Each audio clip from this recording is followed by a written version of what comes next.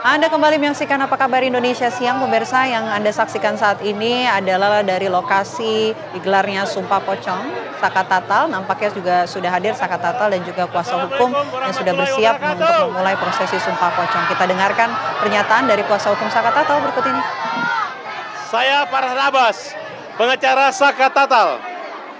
Hari ini kami hadir di Padepokan Pendopo Agung Ambaran Jati dengan Ustadz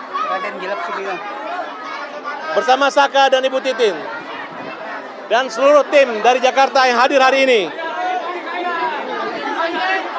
Teman-teman, harap tenang.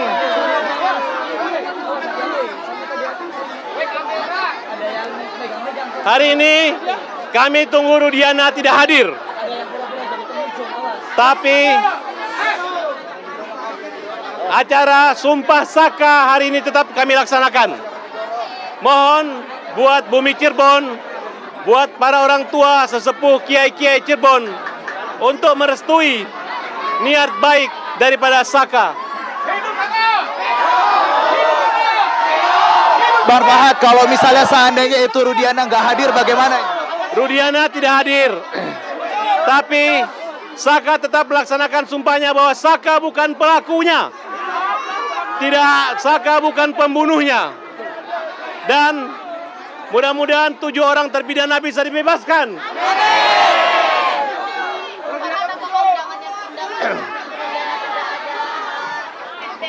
Pengacara-pengacara Rudiana, Rasman, Elsa, Mitra, dan yang lain-lainnya menyarankan untuk tidak ikut sumpah. Padahal yang menantang adalah Rudiana. Yang menantang adalah Rudiana. Buat Pak Kiai, mohon kiranya dimuluskan kejujuran dari Rapa ini, dari Saka Tatal ini. Semoga Saka Tatal bisa menjadi orang yang berguna, bermanfaat, sehat, panjang umur. Pak, tadi sempat ada mengatakan, Pak Raden mengatakan bahwa akan ada dampaknya. Ini tidak bersalah itu. Kita nggak peduli lagi, kita sudah PK dan sudah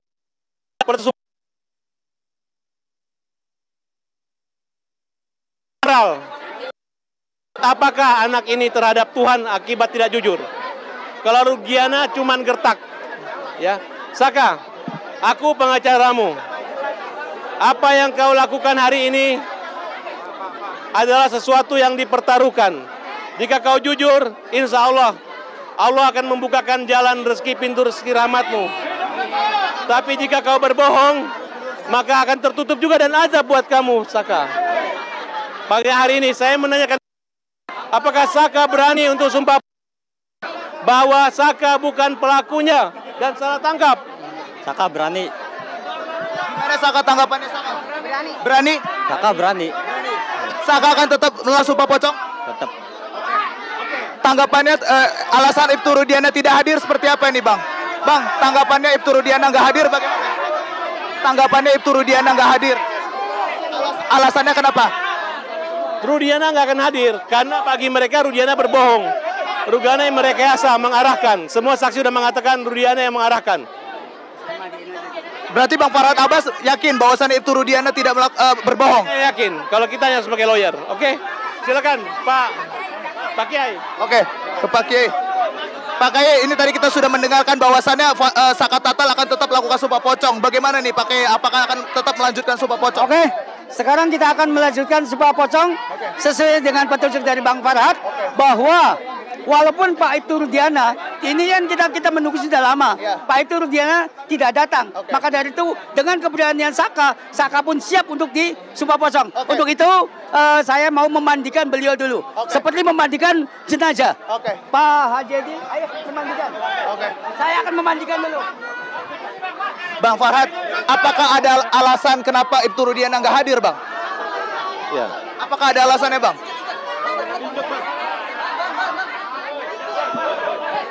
Ya, itu lihat tadi Vena, Celia, kita melihat bahwasannya Farhan Abbas selaku kuasa hukum ini tetap melakukan sumpah pocong kepada Saka Tatal, dan tadi Haji Raden selaku pemimpin dari sumpah pocong Saka Tatal siang ini akan memandikan Saka Tatal yang didampingi oleh kuasa hukumnya Ibu Titin di mana tadi Farhad Abbas menekankan bahwasannya Ibtu Rudiana ini tidak akan hadir pada Sumpah Pocong siang ini bersama dengan Saka Tatal, dan meyakini bahwa Saka Tatal ini menegakkan kebenaran dan mengatakan bahwasannya Ibtu Rudiana ini berbohong. Seperti itu yang tadi saya kutip dari keterangan Farhad Abbas. Dan Celia dan juga Vena, dalam artian berarti kita akan sama-sama melihat bagaimana prosesi Sumpah Pocong Saka Tatal siang ini. Kembali ke studio. Ya, Leo, terima kasih atas laporan Anda. Kami akan terus update kepada Anda bagaimana nantinya proses dari Sumpah Pocong yang akan dilakukan. Tapi pemirsa, kita akan ajak Anda untuk kembali berdialog dengan Kirama soal tadi ya, Kirama. Ini kalau kita lihat ini memang Ibtu Rudiana atau salah satu dari pihak yang akan melakukan Sumpah Pocong ini tidak hadir. Tapi kalau kita lihat saat ini memang sumpah-sumpah itu mudah sekali untuk dikeluarkan, diucapkan. Ini dari pandangan Anda bagaimana? Ya, ini makanya saya sangat menyayangkan untuk masyarakat sekarang ini mudah banget untuk bersumpah gitu. Kalau saya pribadi sih nggak berani ya untuk gampang bersumpah ya, kira-kira gitu. Cuman tadi karena saya menyaksikan langsung ya sungguh sangat disayangkan kalau sampai Ibtu Rudiana ini tidak hadir itu loh. Padahal si Saka Tatalnya ini sudah siap gitu loh, bersumpah gitu loh. Itu dia. Oke, kalau bicara soal prosesnya, ini seperti apa? Tadi kan katanya salah satu kiai ini mau memandikan Saka Tatal terlebih dahulu seperti memandikan jenazah. Betul. Proses tahapannya nih dari awal sampai nanti selesai, ini gimana? Kalau itu memang berbeda tradisi ya, cuman gambaran generalnya secara umumnya begini, biasanya diprosesi seperti mayit gitu loh, seorang jenazah gitu loh.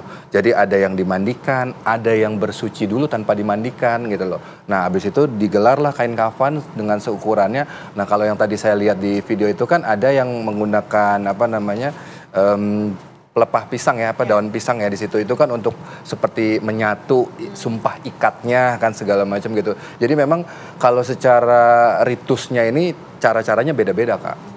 Gitu. Cuman secara umum gampang lah gambarannya tadi si prosesi jenazah begini gitu. Oke, jadi berbeda-beda ya, dan sekarang juga kita harus hati-hati dengan ucapan kita. Wah, seperti itu ya? Sangat harusnya ada itu ya pertanggungjawabannya ya. Oke, baik. Kirama, ini nampaknya sudah mulai ya prosesi dari Sumpah Pocong Saka Tatal, sudah selesai dimandikan dan akan dimulai.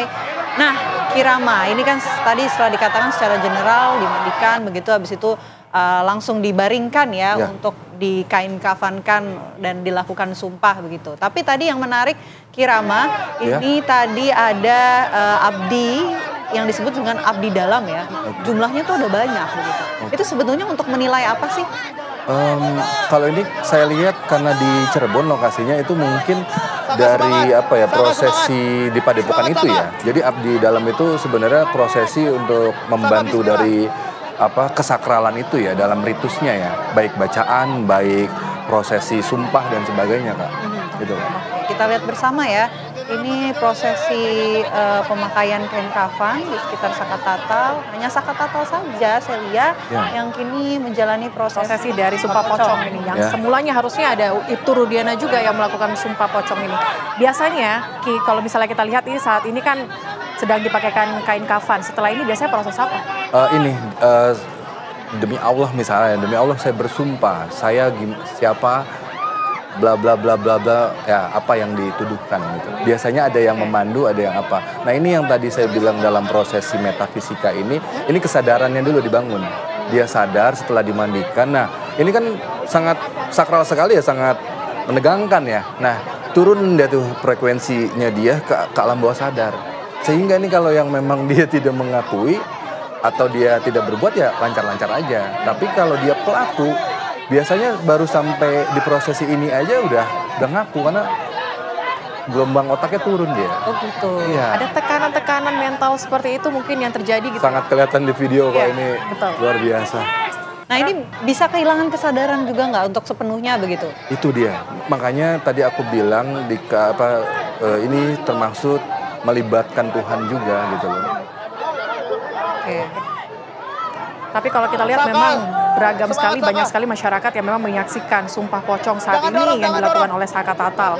Tapi kalau dari pandangan Kirama nih. Kirama kalau misalnya melihat saat ini kan cukup bergerombol, cukup ramai. Justru itu Kak yang ngebuat tekanan dari atmosfer ya, vibrationnya itu justru malah ya ngaku nggak ini puncaknya gitu loh. Oh begitu. Nah nanti kesakralan itu dikunci dalam proses metafisik, diikat oleh prosesi alam semesta, karma dan lain-lain. Kalau dari zaman dulu kenapa sih masyarakat di Indonesia begitu percaya dengan prosesi Sumpah Pocong ini sebagai solusi begitu untuk menyelesaikan sengketa ataupun masalah untuk mengetahui mana yang sebetulnya benar begitu?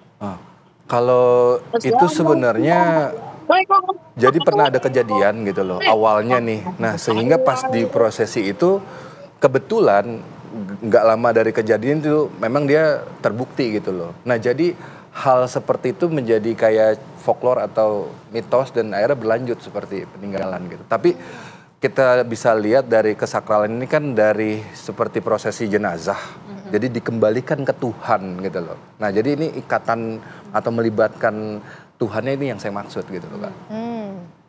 Oke. Kita mendengar juga kayaknya ada suara azan ya. Memang ada azan juga yang dilakukan dalam prosesnya Kirama. Karena ini kan nggak dikubur Kak.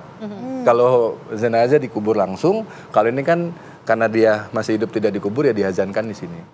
Di itunya prosesi itu.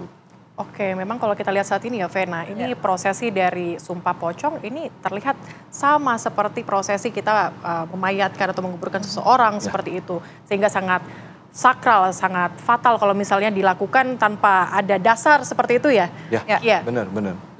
Ya. Oke, Kirama, ini setelah tadi kan ada sempat azan yang dilakukan ya dalam prosesnya seperti yang tadi sudah dijelaskan. Apa kemudian tahapan berikutnya? Ada kalau Kirama sampaikan kan tadi ada beragam ya, tapi secara general ini seperti apa tahapan? Biasanya kenapa ada azan kalau dalam pandangan metafisika ya di luar kepercayaan ya, sistem kepercayaan. Ini kan suara panggilan azan ini kan menurunkan frekuensi otak. Jadi kan dalam subconsciousness ini alam bawah sadar ini jadi gelombang otaknya turun. Nah sehingga dia mengungkapkan kesadaran-kesadaran yang nggak bisa dia kontrol gitu loh. Nah sehingga pada saat bersumpah. Nah ini nampaknya ada yang ingin disampaikan oleh Sakatata, kita coba dengar ya. Oke.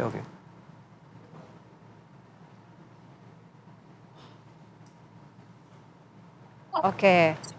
Tadi sempat ada ucapan yang ingin dikeluarkan ya, disampaikan oleh Sakatatal, entah apakah dia juga harus mengucap ya sumpah begitu ya? Kirama ya, mengucap sumpah. Oke, ini kita sambil melihat bagaimana kemudian prosesinya. Biasanya kalau udah seperti ini langsung mengucapkan sumpah seperti itu? Ya, betul. Tapi ada juga Kak, biasanya setelah ini dia kalau di metafisika kan dibilangnya diinisiasi atau dikonjurasi, jadi disakrakan lagi, dikunci lagi gitu. Dikunci lagi tuh gimana tuh? Jadi dalam sumpahnya seperti kayak berdoa, jadi dia buat sebuah simbol-simbol dan sebagainya. Nah itu untuk mengharapkan kuasa Tuhan yang Maha Esa memberikan sebuah keadilan. Sebagai petunjuk bahwa ini benar atau salah, makanya masyarakat jadi banyak yang percaya tentang si Sumpah Pocong ini Kak.